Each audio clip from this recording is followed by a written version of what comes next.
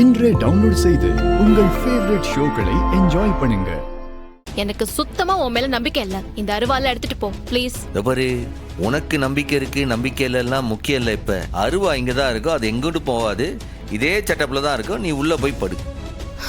எல்லாம் ஏன் தப்பு. இவன் கூட மாரடிக்காம அமெரிக்கா போயிருக்கணும்.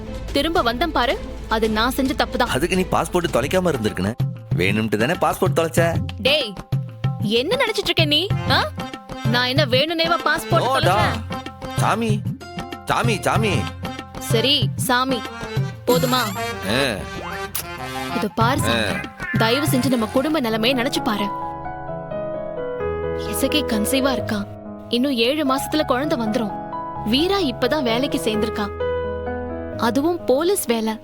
பத்தாத குறைக்கே நம்ம ரத்னா இப்பதான் அவளுக்கு பொருத்தமானவனா நல்லவனா ஒரு மாப்பிள்ள கிடைச்சிருக்கான்.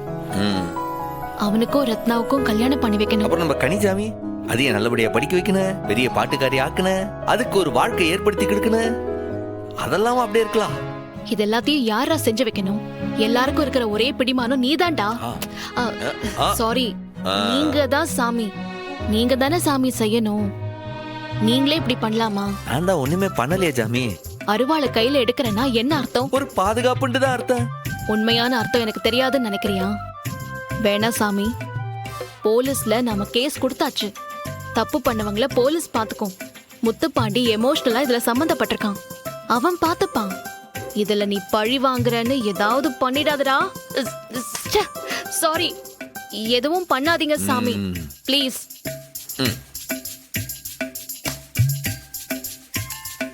அப்பனே முருகா, சூரரை வதம் செய்த செந்தில் ஆண்டவா, நீதான் என் குடும்பத்தை காத்து அருள் புரியன.